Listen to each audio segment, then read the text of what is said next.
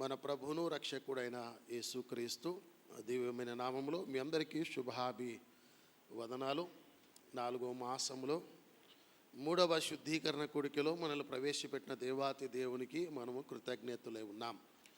మంచిది. ఇవాళ వాక్య ధ్యానంలో 84వ సంకీర్తనలోకి వద్దాం. 84వ సంకీర్తన.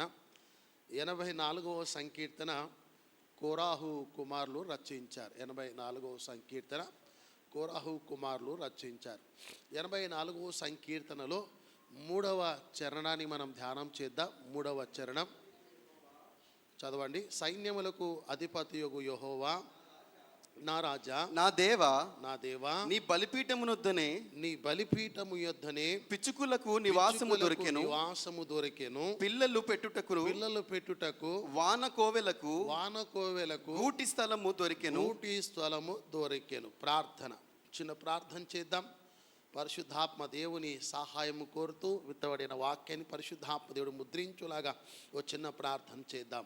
ఆశ్చర్యకరుడా, మీకు స్తోత్రాలు ప్రభా. జీవాధిపతి, సర్వాధికారి, మీ నామానికి మహిమ చెల్లిస్తున్నాం ప్రభా. తిరిగి 4వ మాసంలో ఈ 3వ శుద్ధీకరణ కూడికలో ప్రభా, నీ సన్నిధిలో మమ్మల్ని మీరు నడిపించి స్థిరపరిచినందుకు నేను స్తుతిస్తున్నాం. ఈ దినం కూడా ప్రభా నీ పాదాల చెంతకు వచ్చాం ప్రభా, నేను ఆశ్రయించున్నాం నాయన.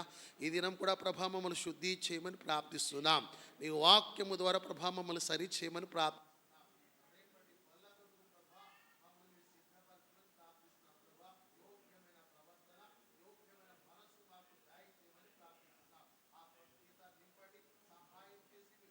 మహిమ తెచ్చుకోమని యేసు నామములో ప్రార్థిస్తున్నాము తండ్రి. చెప్దామా? ఆమేన్. హల్లెలూయా. రైట్, కూర్చుందాం. 84వ సంకీర్తనలోకి వద్దాం. పేజ్ నెంబర్ 497వ పేజ్ నెంబర్లో 84వ సంకీర్తన. ఈ 84వ సంకీర్తన కోరాహు కుమారులు రచించారు. 3వ చరణంలో వారు ఏమంటున్నారంటే, సైన్యములకు అధిపతియగు యెహోవా నా రాజా, నా దేవా, నీ బలిపీఠము యొద్దనే పిచ్చుకులకు నివాసము దొరికెను.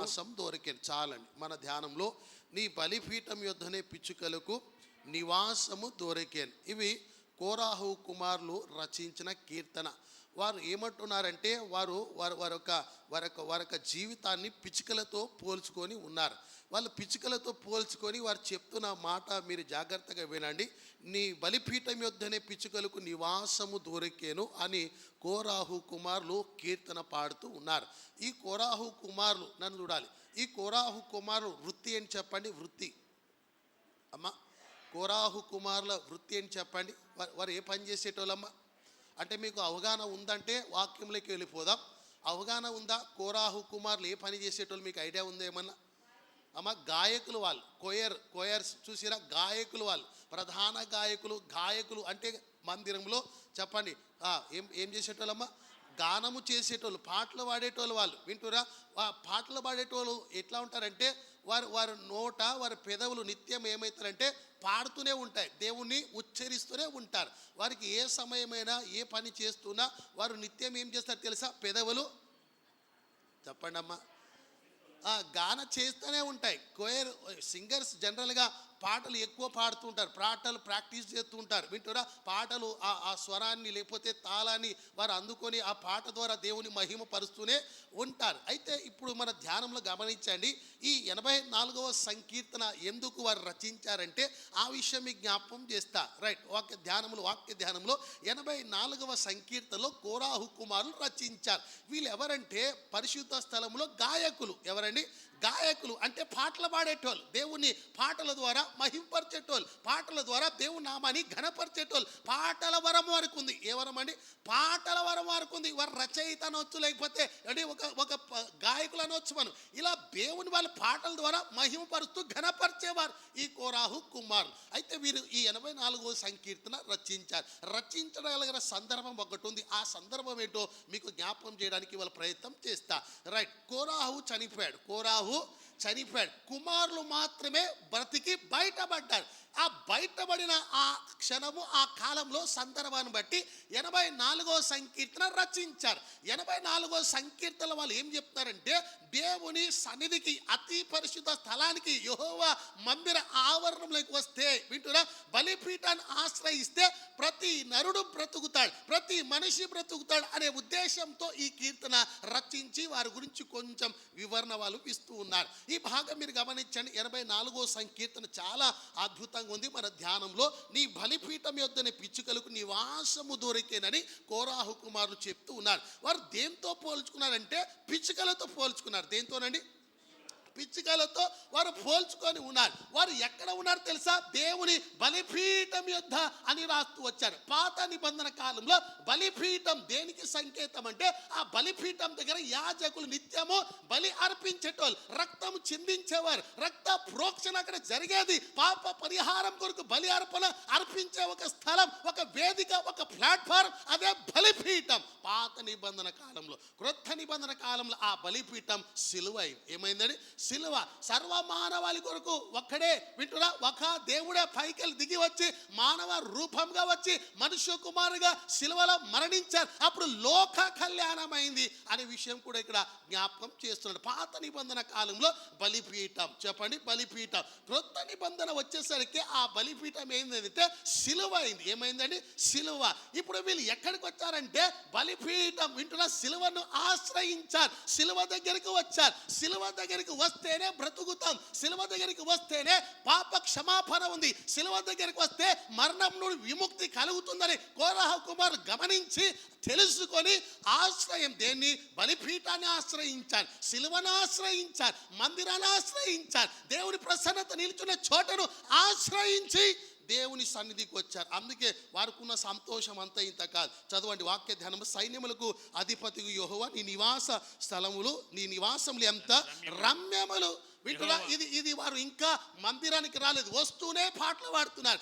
ఏ పాట అంటే, నీ మందిరము, నీ నివాసం ఎంత రమ్యము అంటున్నారు. ఇంకా రాలేదండి. బయటికి వెళ్ళే వాళ్ళు ఏమంటున్నారు? వివరణ ఎట్లా ఉంది, వర్ణన ఎట్లా ఉందని? నీ నివాస స్థలము, నీ నివాసం ఎంత రమ్యములు, యెహోవా మందిర ఆవరణ చూడవలనని నా ప్రాణము ఎంతో ఆశపడుచున్నది, అది సొమ్మసిల్లుచున్నది, జీవముగల దేవుని దర్శించుటకు నా హృదయమును, నా శరీరము ఆనందంతో కేకలు వేస్తుంది. చూసిరా, అంత సంతోషంగా ఉన్నారు. ఎక్కడికి రానికి?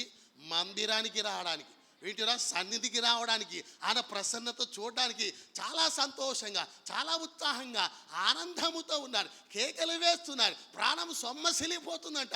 ఇంత సంతోషంగా యాత్ర చేస్తూ మందిరానికి వచ్చారు. వారి ఉద్దేశం ఏంటంటే, మందిరాన్ని ఆశ్రయిస్తే బ్రతుకుతాం, మందిరాన్ని ఆశ్రయిస్తే బ్రతుకుతాం. ఈ మాట ఎందుకు అంటున్నారంటే, వాళ్ళ నాన్న చనిపోయారు. ఎవరు? కోరాహు చనిపోయాడు. మనము చనిపోదు, బ్రతకాలి. బ్రతికి బయటపడాలంటే మందిరాన్ని ఆశ్రయించాలి, మందిరపు నీడల మనం ఉండాలి, మందిరం మీద మనం ఆధారపడి ఉండాలి అని వారికి అర్థమైంది. ప్రపంచంలో ఎక్కడ దాక్కున్నా చనిపోతాం, ఏ మూలలో ఉన్నా, ఏ కోణాలో ఉన్న దేవుడు మనల్ని చంపేస్తాడు. బ్రతకాలంటే ఎక్కడికి రావాలి? మందిరానికి రావాలి. ఈ విషయం తెలుసుకున్నారు వాళ్ళు. ఈ విషయం వాళ్ళు తెలుసుకొని మందిరానికి వస్తూ ఈ 84వ సంకీర్తన రాశారు. మన ధ్యానంలో నేను చదువుతాను, వినండి. నీ బలిపీఠం యొద్దనే పిచ్చుకలకు నివాసము దొరికాను. వారు దేంతో పోల్చుకున్నారంటే పిచ్చుకలతో పోల్చుకున్నారు. దేంతోనండి? చెప్పండి. పిచ్చుకలతో పోల్చుకున్నారు. వారు చూడండి, నీ బలిపీఠం యొద్దనే. బలిపీఠం దగ్గర ఏం జరుగుతుంది? చెప్పండి. బలిపీఠం దగ్గర ఏం జరుగుతుంది? బలిపీఠం దగ్గర రక్త ప్రోక్షణ జరుగుతుంది. బలిపీఠం దగ్గర యాజకులు బలి అర్పిస్తారు, రక్తం చిందించబడుతుంది. పాప క్షమాపణ కొరకు బలులు అర్పించే స్థలం ఈ బలిపీఠం. బలిపీఠం దగ్గరికి వచ్చారు, పిచ్చుకలతో పోల్చుకున్నారు. వాస్తవానికి పిచ్చుకలు బలిపీఠాన్ని దగ్గరికి రావడానికి భయపడతాయి. ఎందుకు తెలుసా? అక్కడ నిత్యము అగ్ని ఉంటుంది. అగ్ని అంటేనే పిచ్చుకలకి కాదా? స్పందించండి. భయమా కాదమ్మా? చాలా భయం వాటికి. కానీ ఇప్పుడు ఇక్కడ సందర్భం చూడండి, వారు ఎక్కడికి వచ్చారంట? బలిపీఠం అని చెప్పండి.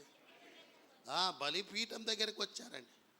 సరే, ఈ 84వ సంకీర్తన ఎందుకు రచించారంటే, వారు బ్రతకాలని, సన్నిధిలో ఉండాలని వారి కీర్తన రచించారు. వీరి తండ్రి ఉన్నారు చూసారా? ఎవరు? కోరాహు. చనిపోయాడు. వింటురా, చనిపోయాడు. 84వ సంకీర్తన ప్రసంగాలు ఎన్ని ఉంటారు ఇప్పటివరకు? ఎన్ని విని ఉంటారు మీరు? ఎన్ని విని ఉంటారు? 84వ సంకీర్తన ప్రసంగాలు ఎన్ని విని ఉంటారు?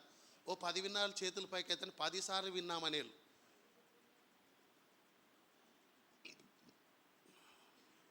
ఓ 10 సార్లు విని ఉంటామండి ఈ ప్రసంగాలు. ఆయా సేవకులు మాట్లాడేది ఓ 10 విని ఉంటామండి అనేటోళ్ళు ఎత్తండి చేతుల పైకి.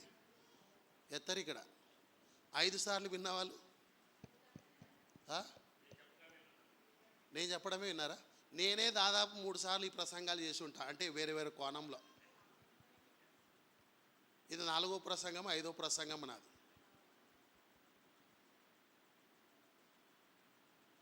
రెండు సార్లు విన్నవాళ్ళు 2 సార్లు మేము విన్నామండి ఈ వాక్యం ఇంతకుముందు ఆయా సేవకులు దాని అనేటోళ్ళు. చూసారా, 2 సార్లే విన్నారు కదా మీరు? 2 సార్లు విన్నారా? ఎత్తండి 2 సార్లు విన్నామండి మేము అనేటోళ్ళు. చూసారా, ఇటువైపు ఎత్తేసారు అందరి చేతులు. ఒక్కసారి విన్నామండి ఇంతకు ముందు అనేటోళ్ళు ఎత్తండి. ఆయన వీళ్ళు ఎవరు ఎత్తలే. ఒక్కసారి కూడా వినలేమ్మా మీరు? ఒక్కసారి కూడా వినలేదా? మళ్ళీ చాలాసార్లు అంటే 10 సార్లు విన్నారా?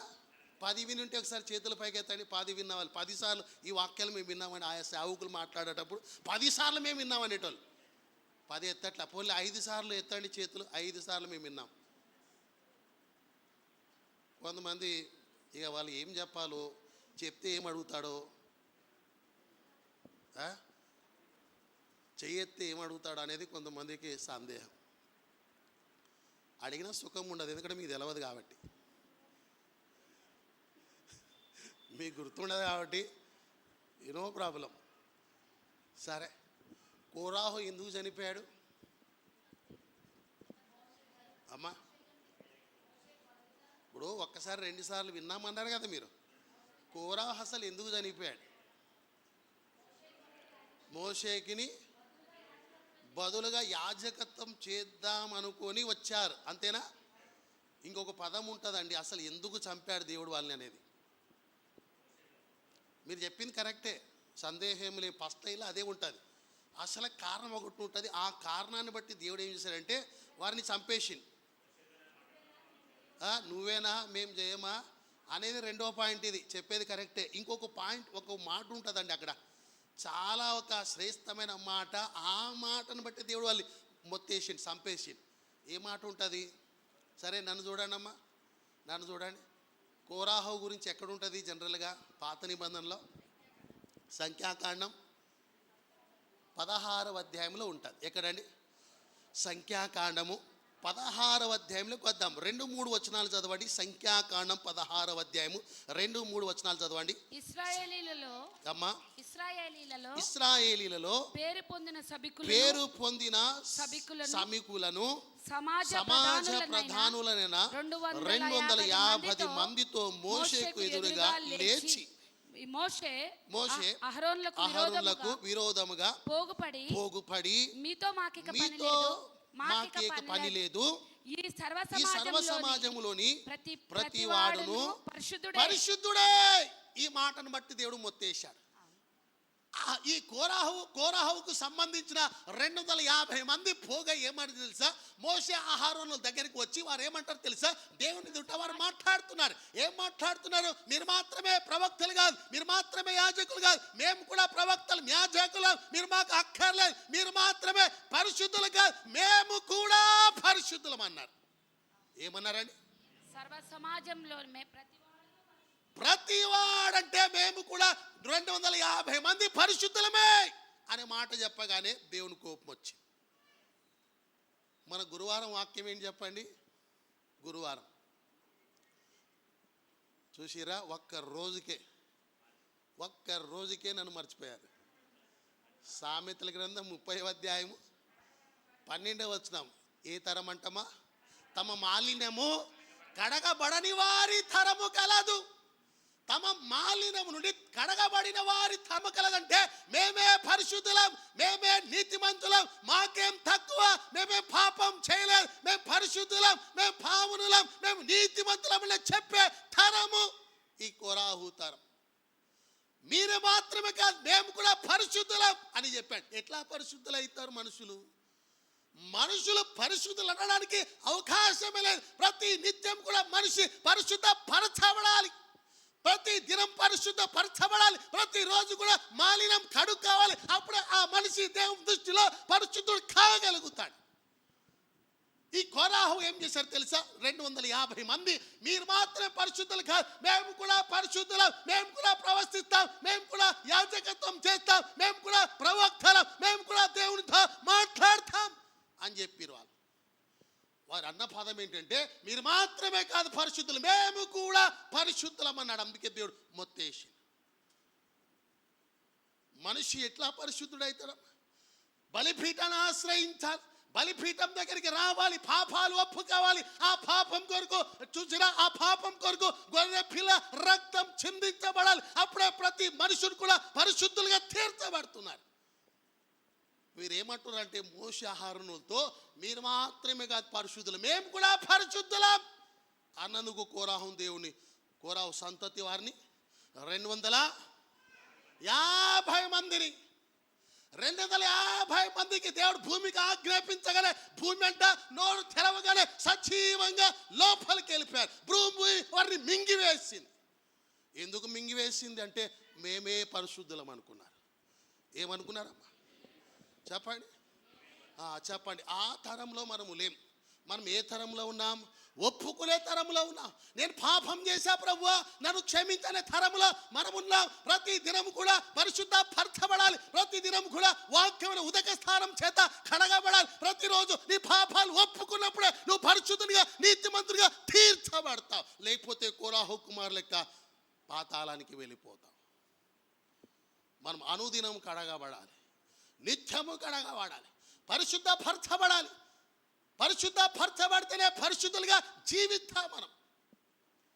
కోరాహు కుమారులు ఎందుకు చనిపోయారంటే చదవండి, అన్నమాట చదవండి 3వ వచనం. మోషే అహరోనులకు విరోధముగా పోగుపడి మీతో మాకు పని లేదు, ఈ సర్వ సమాజంలోని ప్రతివాడును పరిశుద్ధుడే. మేమే కాదు మాతో కూడా అందరూ కూడా 250 మంది పరిశుద్ధులు అని చెప్పేశారు. దేవుడు ఒప్పుకుంటాడమ్మా? నేను నిలబడి నేను పరిశుద్ధుడిని, నేను కరెక్ట్ అంటే ఒప్పుకుంటాడా దేవుడు? చెప్పండి, ఒప్పుకుంటాడా? ఒప్పుకోడు. రేపు న్యాయస్థానం పీఠం ఎదుట నేనే పరిశుద్ధుడిని, నేనే పావాడిని, నేనే నీతిమంతుడు అంటే దేవుడు ఒప్పుకోడు. మనము పరిశుద్ధులమా కాదా ఎవరు తీర్పు తీర్చాలి? దేవుడే తీర్పు తీర్చాలి. నువ్వు నీతిమంతుడా కాదని ఎవరు తీర్పు తీర్చాలి? దేవుడే తీర్పు తీర్చాలి. కానీ కోరాహు ఏం చేస్తారు తెలుసా? వారికి వారే తీర్పు తీర్చుకుంటున్నారు, వారికి వారే పరిశుద్ధులుగా భావిస్తున్నారు, వారికి వారే ప్రవక్తలుగా, యాజకులుగా, సేవకులుగా ఆలోచన చేస్తున్నారు. ఆలోచన విధానం తప్పు. వారి ఆలోచన విధానం తప్పు. నువ్వు పరిశుద్ధుడు కాలేవు, నువ్వు పరిశుద్ధులుగా నువ్వు ఉండలేవు. కారణం ఏంటి తెలుసా? మనిషిలో పాపం ఉంది, మనిషిలో నిలవెల్లా పాపం ఉంది. మనిషి ఒక పవిత్ర అవ్వాలంటే, ఒక మనిషి పవిత్రంగా తీర్చబడాలంటే అది కేవలం క్రీస్తు యేసు రక్తము ద్వారా. ఆ రక్తాన్ని ఆశ్రయిస్తే బలిపీఠం దగ్గరికి వచ్చి పరిశుద్ధులుగా ఎంచబడతాం. పాపాలు ఒప్పుకోవాలి. ఏం చేయాలని? పాపాలు ఒప్పుకోవాలి. పాపాలు ఒప్పుకునే తదునంతర కడగబడితేనే ప్రభు బలలో చెయ్యి మనం వేయాలి. పరిశుద్ధత లేకుండా అందులో చెయ్యి మనం వేయద్దు. మనం సరి చేసుకోకుండా బలలో చెయ్యి మనం వేయద్దు. వేస్తే కోరాహుకు పట్టిన గతి మనకు కలుగుతుంది. 84వ సంకీర్తనలో కుమారులు బ్రతికారు. ఎవరు కుమారులు చెప్పండి? కోరాహు కుమారులే బ్రతికారు. కోరాహు సంతతి వారు 250 మందిని దేవుడు భూమికి ఆజ్ఞాపించగానే భూమి అంట నోరు తెరుచుకుందంతే సజీవంగా భూమి వారిని మింగివేసిందండి. కారణం ఏంటంటే మేము మాతో ఉండేవారు పరిశుద్ధులు అనుకున్నారంతే. ఒక మనిషి పవిత్రుడు పరిశుద్ధుడు ఎట్లయితాడండి? మనిషికి జన్మ పాపం ఉంది, చెప్పాలి, కర్మ పాపం ఉంది. ఆ పాపం నేను వెంటాడుతుంది. నువ్వు ఎట్లా పరిశుద్ధుడు కాగలుగుతావు? యోబు గ్రంథం 25వ అధ్యాయంలో, యోబు గ్రంథం 25వ అధ్యాయం 4వ చరణం చదవండి, 4వ వచనం చదవండి.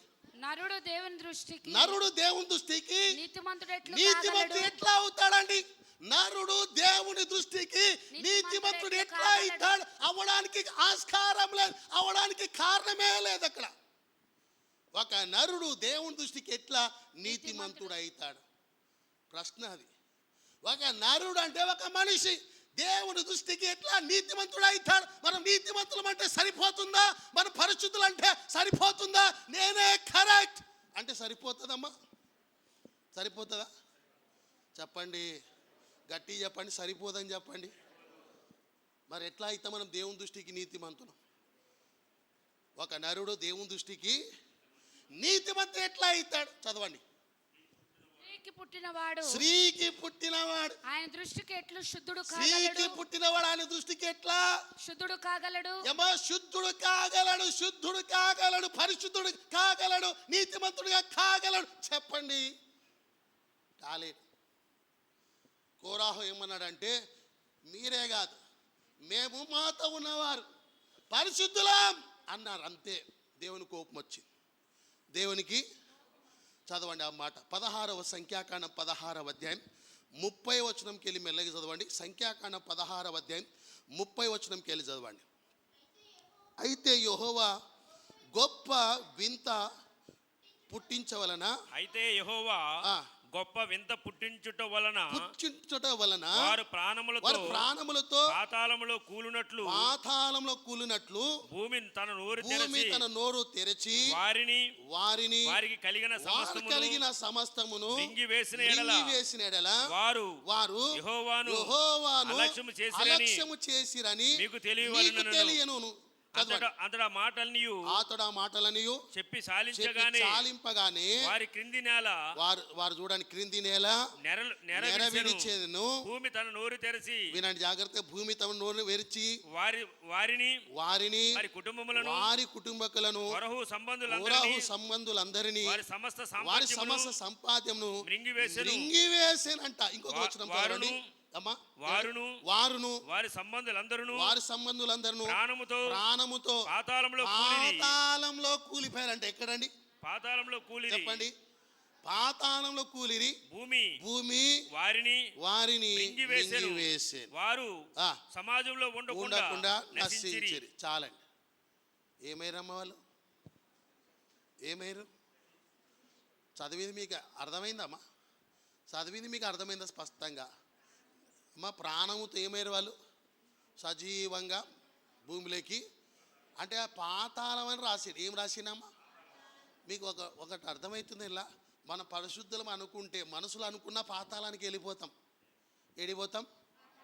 ఇక్కడ అనుకుంటే మనసులో అనుకున్న పాతాళానికి వెళ్ళిపోతాం. అంటే మీకు అర్థమవుతుందా? అప్పుడు బల్లలో చేయాలంటే ఎంత పరిశుద్ధత కావాలో వింటురా. మన మాటలకు పరిశుద్ధత కావాలి, మన చూపులకు పరిశుద్ధత కావాలి, మన ప్రవర్తనకు పరిశుద్ధత కావాలి. వింటురా, మన ప్రతి ప్రవర్తనలో పరిశుద్ధత కలిగి ఉంటేనే పవిత్రులుగా ఎంచబడతాం. అప్పుడే బలలు చేయడానికి యోగ్యులవుతాం. మనసులో అనుకున్నందుకే పాతాళానికి వెళ్ళిపోయారండి వీళ్ళు. ప్రత్యక్షంగా పరోక్షంగా ఎన్ని పాపాలు చేస్తుర్రో. ఖచ్చితంగా పాతాళం నోరు తెరుస్తుందంట ఒకరోజు. కోరాహు సంబంధికులందరూ కూడా పాతాళాలకు వెళ్ళిపోయారు. ఒకే ఒక కారణం, వారు పరిశుద్ధులు అనుకున్నారంతే. మనం పరిశుద్ధులము కాము. మనం పరిశుద్ధులుగా తీర్చబడాలి, పరిశుద్ధులుగా ఉండాలి. రక్తం చేత కడగబడితే పరిశుద్ధులమైతాం, లేకపోతే పరిశుద్ధులు అసలు మనం కాలేం. ఒక మనిషి, ఒక పాపి పరిశుద్ధపరచబడాలంటే క్రీస్తు యేసు రక్తము ద్వారా పరిశుద్ధపరచబడుతున్నాడు. స్తోత్రం చెప్పండి, స్తోత్రం చెప్పండి, స్తోత్రం చెప్పండి. మనుషులు అపవిత్రులని వాక్యం చెప్తుంది. యోబు గ్రంథం 25వ అధ్యాయం కదా. యోబు గ్రంథం 25వ అధ్యాయం 6వ వచనంలో ఏమంటాడమ్మా? ఒకసారి చదవండి. మరి నిశ్చయముగా పురుగు వంటి మనుష్యుడు. ఏమండి? మరి నిశ్చయముగా పురుగు వంటి మనుష్యుడు, పురుగు వంటి నరుడు ఆయన దృష్టికి పవిత్రుడు కానేరడు కదా. ఎట్లా ఇస్తాడండి? పవిత్రుడు ఎట్లా ఇస్తాడు చెప్పండి? అవడానికి అవకాశమే లేదు. మరి కోరావు కుమారులు ఏమన్నాడు? పరిశుద్ధులం అన్నాడమ్మా. ఇప్పుడు ఏమంటాడు? నరుడు అనేటోడు పురుగు అనేటోడు ఎప్పటికీ పరిశుద్ధుడు కాలేడు. స్త్రీన పుట్టిన ఏ నరుడు కూడా పరిశుద్ధులుగా కాలేడు, నీతిమంతులుగా తీర్చబడలేడు అని యోబు చాలా స్పష్టంగా సృష్టి గురించి మాట్లాడుతూ ఉంటే, కోరాహు ఏమంటాడు? నేను, నా తరం వారు, నా సంతతి వారు పరిశుద్ధులు అన్నారు. అన్నందుకే దేవుడు వాళ్ళని మీకు వాక్యం అర్థమవుతుందో లేదో తెలియదు కానీ ఒక మనిషి పరిశుద్ధులు అవ్వాలంటే బలిపీఠం దగ్గరికి రావాలి. పాత నిబంధన కాలంలో బలిపీఠం, క్రొత్త నిబంధన కాలంలో క్రీస్తు శిలువ. అక్కడికి వస్తే దేవుని శిలువను ఆశ్రయిస్తే, బలిపీఠం మీద ఆధారపడితే, బలిపీఠం దగ్గర రక్తం చిందించబడింది, సర్వ మానవుల కొరకు లోక కళ్యాణం జరిగింది. ఆ బలిపీఠం యొద్దనే ప్రతి మనిషి, ప్రతి పాపి పవిత్రపరచబడుతున్నాడు. పరిశుద్ధులుగా మనం తీర్చబడి బలలు చేవేస్తే అది దీవెన. ఆమెన్, ఆమెన్ చెప్పండి. 3 రోజులు శుద్ధీకరణ కూడికి రాకుండా, పవిత్రపరచుకోకుండా, ప్రార్థన చేయకుండా, పాపాలు ఒప్పుకోకుండా, ఆదివారం ఇక చూడండి హడావుడిగా వస్తారు, ఆ గుమ్మానికే దండం పెట్టుకొని వస్తారు. దేనికి? చక్కగా నరకానికి వెళ్ళిపోతారు. వాళ్ళకి తీర్పు ఉండదు. ఏముండదమ్మా? అస్సలు తీర్పు ఉండదు. మాటలు లేవు, మాటలు లేవు, మాటలు ఉండవు. ఆ గుమ్మానికి దండం పెట్టుకుని ఒక్కొక్కరు ఎత్తాడ సాష్టాంగంగా పడుతురు. ఏడా ఏముందమ్మా గుమ్మంలో? ఏం లేదని చెప్పండి. ఏడుంది మరి? బలిపీఠం దగ్గర ఉంది. ఇక్కడికి వచ్చి కన్నీళ్ళు విడవాలి, ఇక్కడికి వచ్చి హృదయం కడుక్కోవాలి, ఇక్కడికి వచ్చి పవిత్రపరచబడాలి, ఇక్కడికి వచ్చి పాపం ఒప్పుకోవాలి. అప్పుడు ప్రభు నిన్ను కడిగి పవిత్రపరుస్తాడు. ఆ గుమ్మానికి దండం పెట్టుకుంటే నువ్వేం పరిశుద్ధుడు కాలేవు. వింటురా? ఆ గుమ్మానికి మీరు దండం పెట్టుకుంటే నీతిమంతులు కాలేరు మీరు. వారు ఏ కాలంలో ఉన్నారో నాకు తెలవట్లేదు. కొంతమంది అజ్ఞాన కాలంలో ఉన్నారు, మూర్ఖులుగా ఉన్నారు, ఇంకా మూఢనమ్మకాలు ఉన్నారు. గుమ్మానికి దండం పెట్టుకుంటారండి. బలిపీఠం ఆశ్రయించాలని సంగతి వాళ్ళకి తెలవట్లేదు చాలామందికి. బలిపీఠం ఆశ్రయించాలి. ఈ బలిపీఠం అతి పరిశుద్ధమైనది. ఇక్కడ క్రీస్తు యేసు రక్తం చిందించబడిన బలిపీఠం, శిలువ యాగం. ఇక్కడికి వచ్చి ప్రభు దగ్గర పాపాలు ఒప్పుకోవాలి. కోరహు ఎందుకు చనిపోయాడు ఒక్క మాట చెప్తా వినండి. కోరహు ఏమనుకున్నాడంటే మోషే అహరోనే కాదు మేము కూడా పరిశుద్ధులం అనుకున్నాడు. ఎట్లా అవుతాం పరిశుద్ధులం? ఎట్లా అవుతారు పరిశుద్ధులు? ఎట్లా అవుతారమ్మా? అనుకుంటే సరిపోతుందా? అనుకుంటే సరిపోతుందా? మేము పరిశుద్ధులం అనుకుంటే సరిపోతుందా? సరిపోదు. క్రియల్లో ఉండాలి. ఎలా ఉండాలి చెప్పండి? క్రియల్లో ఉండాలి. ఆ కోరాహు తరం ఎటువంటిదంటే సామెతల గ్రంథం 30:12 ప్రకారంగా తమ మాలిన్యం నుండి కడగబడని వారి తరము. ఆ తరాన్ని దేవుడు మింగివేశాడు. ఆ తరంలో నేను లేనని చెప్పండి. చెప్పండి ఇప్పుడు ఆమెన్ చెప్పండి. కోరాహు సంతతి వారు చచ్చిపోయారు. వింటురా? కోరాహు కుమారులే బ్రతికిరు. వాళ్ళు అంతో ఇంత జర భక్తి ఉంది. వాళ్ళ నాన్నలో లేదు భక్తి. వాళ్ళ నాన్నలో ఏముంది?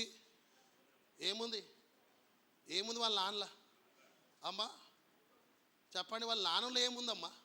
అహంకారం ఉంది. మేమే పరిశుద్ధులం అనుకున్నాడు, మేమే నీతివంతులు అనుకున్నాడు, మాకేం తక్కువ అనుకున్నాడు. అంతే దేవుడు వాళ్ళని సజీవంగా పంపి. కానీ కుమారులు జర మంచోళ్ళు. కుమారులకి అంత ఇంత అవగాహన ఉంది. కుమారులు దేవునికి భయపడేటోడు, భక్తి కలిగిన వారు, నిత్యం పాటలు, దేవుని ఆరాధించేవారు, జర భయం ఉంది వాళ్ళకి. అందుకే వారు ఆ సంతతిలో మాత్రమే వారిని దేవుడు తప్పించాడు. వాళ్ళ తండ్రితో కూడా ఏకీభవించలేదు. వాళ్ళు తండ్రికి భిన్నంగా బ్రతికారు. వాళ్ళు దేవునికి ఇష్టలుగా బ్రతికారు. అందుకే ఆ కుమారులు ఎంతమంది? 4 బ్రతికారు. ఎంతమంది? 4 బ్రతికిన తర్వాత బ్రతికి బయటపడాలంటే మా బలిపీఠం దగ్గరికి వస్తేనే ఆశ్రయం అని తెలుసుకుని ఒక పాట రచించారు. ఇదే 84వ సంకీర్తన అధ్యాయం కాదు ఇది. ఏంటిది? సంకీర్తన అంటే పాట. కీర్తనలు ఏమనాలి? అదే సంకీర్తన. కీర్తన అంటే పాట. అధ్యాయాలు కావి ఇవి పాటలు. చెప్పండి, పాటలు, పాడే పాటలు ఇవి. అందుకే 84వ పాటలు, 84వ సంకీర్తన అని చెప్పాలి. వీళ్ళు ఒక పాట రాసిరు. ఏమని పాట రాసిరంటే బలిపీఠం యొద్దన పిచ్చుకలకు నివాసం అనే పాట రాసిరు. వింటున్నా మీరు? వాక్యం అర్థమవుతుందా? వాళ్ళ నాన్న ఏమైందమ్మా? వాళ్ళ నాన్న ఏమైరు? వారి సంతతి వారు 250 మంది ఏమైరు? చెప్పండి, ఏమైరు? గట్టిగా చెప్పాలి. ఏమైరు?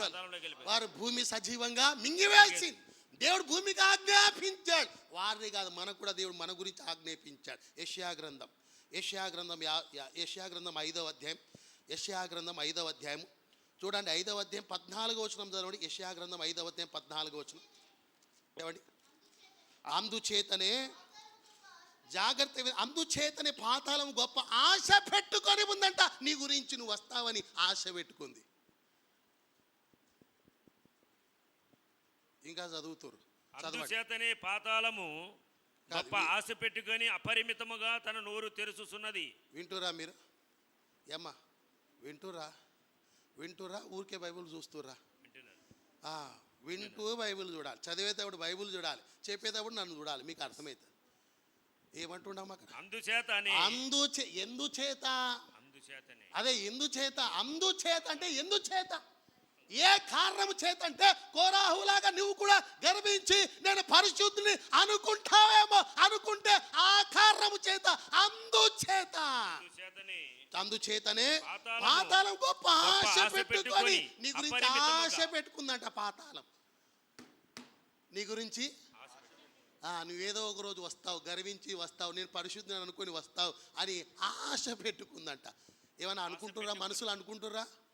నేనే పరిశుద్ధిని అనుకుంటున్నారా? అనుకోవట్లేదా? నేనే జ్ఞాని అనుకుంటారా? నేనే నీతిమంతుని అనుకుంటారా? ఇక్కడ కూర్చున్న వారిలో నాకే ఎక్కువ ఉంది అనుకుంటారా? అనుకుంటే మీ కొరకు అంట పాతాళం ఆశ పెట్టుకొని ఉందంట. మరి ఆశను ఏం చేయాలి? మీరు తీర్చాలి కదా. తీర్చరా? తీర్చరా? మీరు తీర్చరా? మొకమాటం లేదా? లేదా? అస్సలు లేదా? ప్రవీణ అస్సలు లేదా అంటాడు. మీకు ఉందేమో. ఉందా మీకు? లేదా? అసలు లేదా మీకు? స్తోత్రం చెప్పండి. హల్లెలూయా, హల్లెలూయా. అందుచేతని పాతాళం గొప్ప ఆశ పెట్టుకొని అపరితముగా, అపరితం కంటే అన్లిమిటెడ్, అపరితముగా తన నోరు తెరుచుకొని ఉందంట. చూసిరా? ఎందుకు నోరు తెరుచుకొని ఉందమ్మా? కప్పలెక్క. ఎందుకు నోరు తెరుచుకొని ఉంది అమ్మా? మింగడానికి. ఏం చేస్తే మింగుతుంది? నేనే పరిశుద్ధిని అనుకుంటే మింగేస్తుంది. ఒక కాన్సెప్ట్ ఒకటే, ఎంతసేపు నువ్వు బ్రతికినంత కాలం ఇక్కడికి రాగానే నేను పాపిని అని చెప్తానే వెళ్ళాలి దేవుని దగ్గర. ఏమనాలమ్మా? ఆ మాట రాకుండా నా అంత పరిశుద్ధుడు లేడు అనుకుంటే నీకోసమే పాతాళం నోరు తెరిచి ఆశతో ఉందంట. కోరాహు కుమారులు ఎందుకు చచ్చిపోయారమ్మా? కోరాహు కుమారులు ఎందుకు చచ్చిపోయారు? కోరాహు కుమార్ కీర్తనలు ఎన్నిసార్లు విన్నారో. ఈ మందిరం కట్టినప్పటి నుండి ఉన్నారు, ఎన్నిసార్లు విన్నారో వాక్యం. అసలు ఎందుకు చనిపోయారో మీకు తెలియదు ఇప్పటి వరకు. ఎందుకు చనిపోయారమ్మా? మేమే పరిశుద్ధులం అనుకున్నారు, అందుకే చచ్చిపోయారు వాళ్ళు. నేనే పరిశుద్ధిని అని చాలామంది రేపు బల్ల రోజు వచ్చి బల్లలు చేయివేస్తారు. ఖచ్చితంగా పాతాళం. శుద్ధీకరణ అంటే ఏంటమ్మా? 3 రోజులు సరి చేసుకోవాలి. సరి చేసుకున్నాకనే బలలో చేయి వేయాలి. సరి చేసుకోకుండా దేవుని బలలో చేయి వేస్తే వారు శాపగ్రస్తులే. వింటురా? వాళ్ళు ఎవరమ్మా? చెప్పండి. శాపగ్రస్తులే. సంఖ్యాకాండం 26వ అధ్యాయంలోకి వద్దాం. సంఖ్యాకాండం 26వ అధ్యాయం త్వరగా 2 పాయింట్లు చెప్పాలి, ఇంకా టైం తక్కువ ఉంది. సంఖ్యాకాండం 26వ అధ్యాయం 10-11 వచనం చదవండి.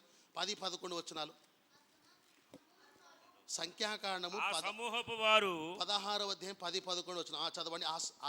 10-11 సంఖ్యాకాండము 26వ అధ్యాయం. ఆ సమూహపు వారు సమూహపు వారు మృతి పొందినప్పుడు అగ్ని 270 మందిని భక్షించినందునను భూమి తన నోరు తెరిచి వారిని కోరాహును మింగివేసినందున వారు దృష్టాంతములైరి. అయితే కోరాహు కుమారులు చావలేదు. ఎందుకంటే వారు ఒప్పుకున్నారు మేము పాపులమని. వారు చావలేదు. కారణం ఏంటి తెలుసా? వారికి తెలుసు మేము అపవిత్రులం, మేము పరిశుద్ధులము కాము, మా తండ్రి వంటి వారు కాము, మాలో పాపం ఉంది, మాలో దోషం ఉంది, మేము బలహీనము తెలుసుకొని దేవుని బలిపీఠం ఆశ్రయించారు. అందుకే బ్రతికిరు వాళ్ళు. చాలామంది ఇవాళ ఆధ్యాత్మికంగా చనిపోతారు. కారణం ఏంటంటే లోపల ఎవరికి వారు నేనే తోపుని, నేనే తీసుమారు కాని అనుకుంటున్నారు. అట్లా ఉండొద్దు. అట్లా చెప్పండి, ఉండదు. మరి ఎట్లా ఉండాలి? కోరాహు కుమార్ లెక్క ఉండాలి. ఏమనాలి? నేను పాపం చేసిన ప్రభా నన్ను క్షమించు అని చెప్పాలి మనం. నీ బలిపీఠం ఆశ్రయించ ప్రభా, నీవే నాకు దిక్కు అని చెప్పాలి మనం. మన ధ్యానంలో 84వ సంకీర్తన 3వ చరణం చదవండి. 2 పాయింట్లు. సైన్యములకు అధిపతికు యెహోవా నా రాజా నా దేవా, నీ బలిపీఠమునొద్దనే పిచ్చుకలకు నివాసము దొరికెను. చాలు. ఈ రెండు మాటలు చెప్పి ముగిస్తా. వీళ్ళు దేంతో పోల్చుకున్నారంటే పిచ్చుకలతో పోల్చుకున్నారు. దేంతో? ఆ పిచ్చుకలు ఎక్కడికి వచ్చాయంటే బలిపీఠం దగ్గరికి వచ్చి బలిపీఠాన్ని ఆశ్రయించారు. నన్ను చూడాలి, ముగిస్తా. బలిపీఠం అంటే పాత నిబంధన కాలంలో యాజకుడు అక్కడ నిత్యం ఏమేస్తాడంటే ధూపం వేస్తాడు. అగ్ని మండుతూ ఉంటుంది. వింటురా? అగ్ని దేనికంటే దేనికి? బలి పశువు వధించినప్పుడు. అంటే బలి పశువు దేనికి వధిస్తున్నారు? పాపము కొరకు. అక్కడ పాప ప్రోక్షణ జరుగుతుంది, పాప క్షమాపణ ఒక బలి, ఒక యాగం జరుగుతుంది. అక్కడ బలిపీఠం నిత్యం కాలుతుంటుంది, రక్తం ఉంటుంది. అక్కడ ఏముంటుంది చెప్పండి? ఏముంటుంది? పాత నిబంధనలో రక్తం బలిపీఠం, క్రొత్త నిబంధనలో సిలువ రక్తం. ఇప్పుడు వీళ్ళు ఎక్కడికి వచ్చారంటే కోరాహు కుమారులు సిలువ దగ్గరికి వచ్చారు, బలిపీఠం దగ్గరికి వచ్చారు, ఆశ్రయించారు. ఏం చేశారమ్మా చెప్పండి? ఆశ్రయించారు. దేంతో పోల్చుకున్నారు చెప్పండి ఆ మాట? అంటే వీళ్ళు కూడా కోరాహు లెక్క మేము పరిశుద్ధులం, సింహాలం, పులులం అని అట్లా పోల్చుకోవట్లే. వీళ్ళు పోలిక చూడండి ఎట్లా ఉంది. చిన్న పిచ్చుక ఎట్లమ్మా? పిచ్చుక చిన్న ప్రాణమా పెద్ద ప్రాణమా? మీది చిన్న ప్రాణమే పెద్ద ప్రాణమా? చిన్నదేనా? మరి ఎంత ఉండాలి మనం? ఎట్లా ఉండాలమ్మా? సన్నిధిలో ఎట్లా ఉండాలి మనం? తగ్గించుకొని, నేను పాపిని, నన్ను క్షమించు ప్రభువా, నన్ను మన్నించు ప్రభువా, నాలో అపవిత్రత ఉంది అని మనం అనాలి. అనడానికి వాళ్ళు పిచ్చుకతో పోల్చుకున్నారు. దేంతో అమ్మా? మీకు ఒక విషయం చెప్తే చాలా స్పష్టంగా ఇవాళ మీకు 84 కీర్తన అర్థమవుతుంది. ఇవాళ అర్థం కాకపోతే ఎప్పటికీ మీకు అర్థం కాదు. 84వ సంకీర్తనలో కోరాహు కుమారులు, కోరాహు చచ్చిపోయింది, వాళ్ళ నాన్న, పిల్లలు బతికిరు. ఎంతమంది? 4 బతికి బయటపడ్డారు. ఆ 4 ఏం చేశారంటే బ్రతకాలంటే భూమి మీద మందిరాన్ని ఆశ్రయించారు. బలిపీఠం దగ్గర బ్రతుకుతాం మనం అని తెలుసుకొని మందిరానికి వచ్చారు. వస్తున్నప్పుడు ఏ పాట పాడిరంటే 84వ కీర్తన రచించారు. దీంతో పోల్చుకున్నారు, పిచ్చుకలతో పోల్చు. ఇప్పుడు పిచ్చుకలు జనరల్గా ఏం చేస్తాయంటే ఎక్కడ ఉంటాయంటే 102వ సంకీర్తనలోకి వద్దాం. 102వ సంకీర్తన 7వ చరణం చదవండి. 102వ సంకీర్తన. రాత్రి మెలకువగా నుండి, రాత్రి మెలకువగా నుండి, మెలకుగా ఉండి, ఇంటి మీద నుండ ఒంటరి ఏమ్మా? రాత్రి మెలకుగా ఉండి, ఇంటి మీద ఒంటిగా నుండు పిచ్చుకవలే ఉన్నా.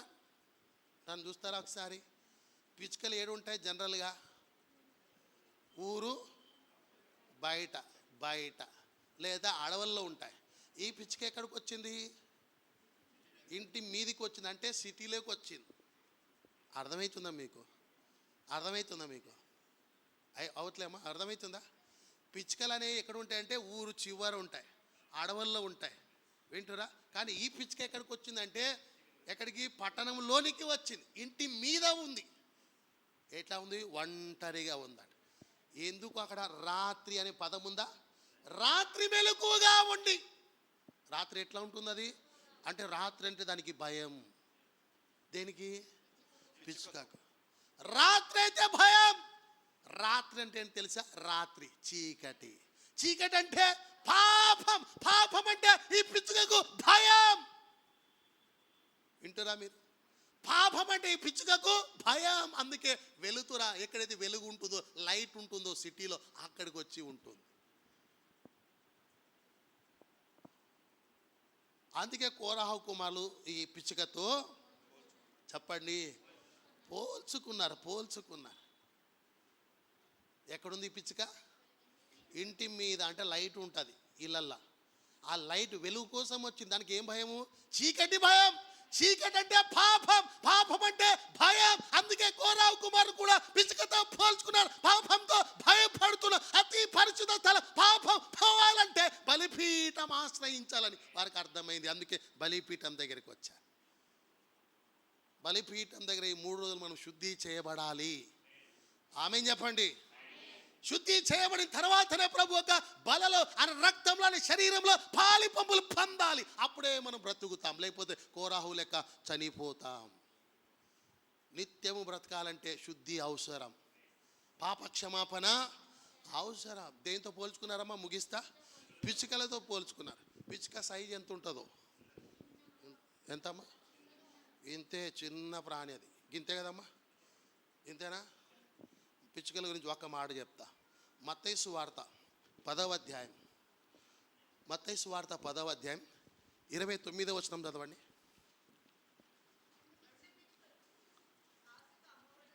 రెండు పిచ్చుకలు కాసుకు అమ్మబడును కదా. చాలండి, కాసు. నన్ను చూడనమ్మా, సీనియర్ సిటిజన్స్, ఇప్పుడు మీ టైం వచ్చింది.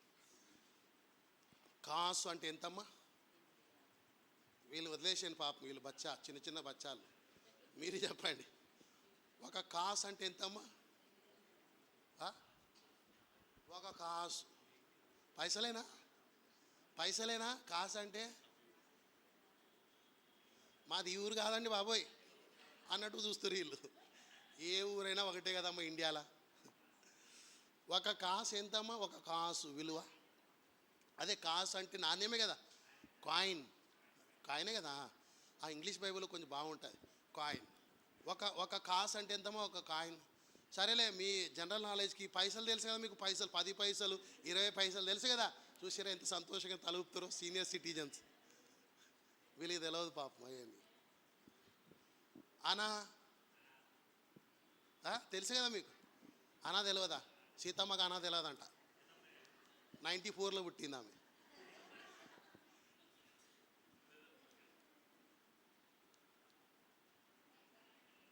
పూర్వం ఏంటమ్మా డబ్బులు ఎట్లా లెక్క పెట్టేటోళ్ళు అమ్మా? ఎట్లా మొదలెట్టిర్రు? పైసలు మనకు తెలుసు.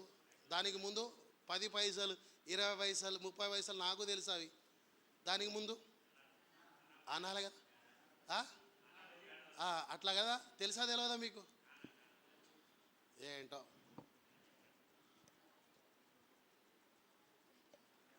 ఒక పిచ్చుకంట అమ్మా ఎంత? పెనిన్. మత్తయి సువార్త 10:29 రెండు పిచ్చుకలు ఒక కాసుకు అమ్మబడును కదా. ఒక కాసుకు అమ్మేటలు. ఒక కాసు అంటే తక్కువ రేటు. 2 పిచ్చుకలు చాలా తక్కువ రేటుకి వస్తాయి. ఒక కాసు అంటే అసలు నథింగ్, ఏం లేదు, స్టార్టింగ్. అది ఎట్లా 10 పైసలు అంటారు కదా, అట్లా స్టార్ట్. అది ఏది కాసు అనేది. ఒక్క కాసుకి 2 పిచ్చుకలు అంటే తక్కువ. చీప్ కదమ్మా? కాదా? చీపా కాదా? ఏమంటారు తెలుగులో? చవక. లూకాసు వార్త 12వ అధ్యాయము 6వ వచనం చదవండి. లూకాసు వార్త 12వ అధ్యాయం 6వ వచనం. 5 పిచ్చుకలు 2 కాసులకు కాసులకంట.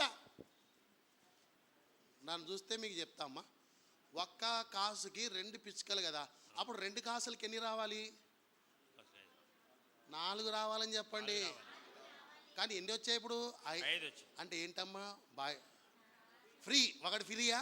ఫ్రీ. ఒకటి free. buy 1 get 1, buy 2 get 4, buy 2 get 5. వాడికంటే 3 ఉచితం. ఎక్కడ విని ఉంటారు?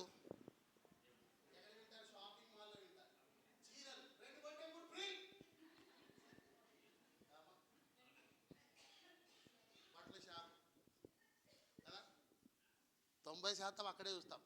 ఏదైనా ఇప్పుడు దాకా మీరు పుట్టింత వయసు గోల్డ్ షాప్లో ఒక గోల్డ్, ఒక రింగ్ గోల్డ్, ఒకటి ఫ్రీ అన్నట్టు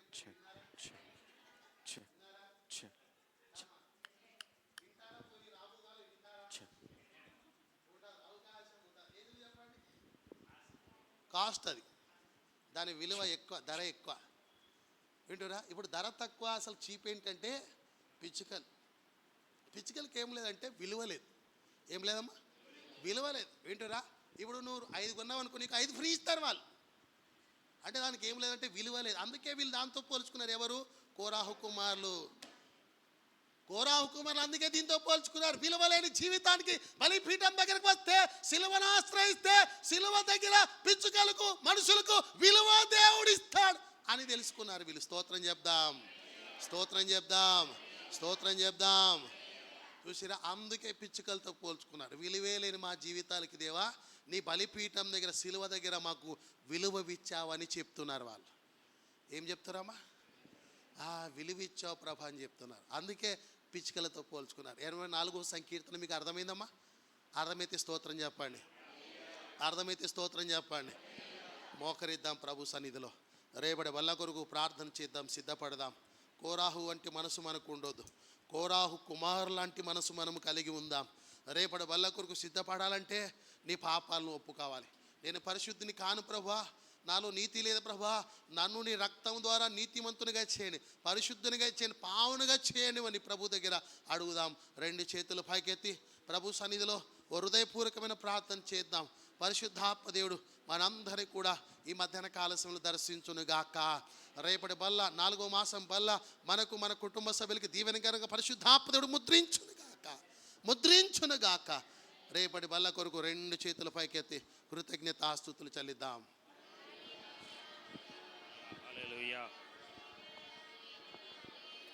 హల్లెలూయా, హల్లెలూయా. ఇంతవరకు వాక్య పరిచర్య జరిగించినటువంటి దైవజనులను దేవుడు 200 అభిషేకించగాను బలమైన సాధనముగా అనేక చోట్ల వాడుకునేలాగా దాని మహిమార్థమైనటువంటి సేవ పరిచర్య కుమారుడికి ఇచ్చేలాగా దేవుని స్తోత్రాలు చెల్లిద్దాం.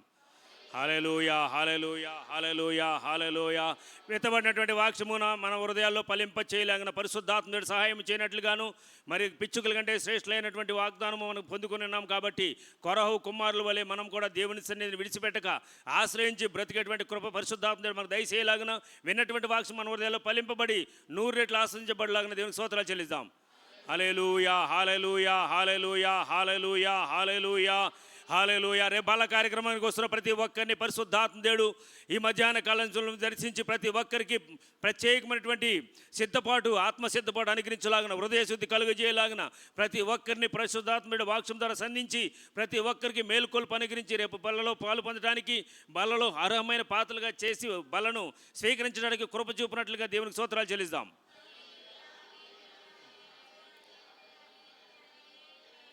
అనారోగ్యంతో అస్వస్థ బాధపడుతున్న బిడ్డలను విక్టోరియా రాణిని, అదేవిధంగా భాస్కర్రావు గారు ఆపరేషన్ అయినటువంటి బిడ్డను, మరి మాలతి అయినటువంటి సహోదరి అమెరికా ఉంటున్న బిడ్డను, పద్మనే సహోదరి హార్ట్ ఆపరేషన్ అయినటువంటి బిడ్డను, ఇంకొన్ని అనారోగ్యంతో బాధపడుతున్న వారిని అందరినీ మధ్యాహ్న కాల సమయంలో ప్రభు వారు దర్శించి సంపూర్ణ స్వస్థ ఆరోగ్యం కలుగజేయాలని దేవునికి స్తోత్రాలు చెల్లిద్దాం.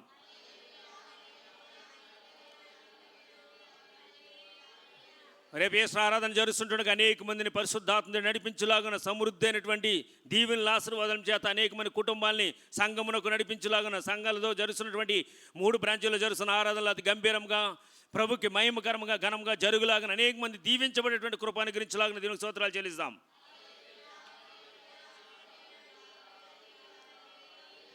మన సంకాపర్ గారి కుటుంబాన్ని కుటుంబ బిడ్డలందరినీ పరిశుద్ధాత్మ దేవుడు దీవించి ఆస్వాదించి ఆయనకు మహిమార్థమైన పరిచర్యలో వాడుకునేలాగా కుటుంబానికి ఉన్న ఇరుకులు ఇబ్బందులన్నీ ప్రభు తొలగించలాగా ఆయన మహిమార్థమైన పరిచర్య కుమారుని ద్వారా జరుగులాగా దీనికి స్తోత్రాలు చెల్లిస్తాం.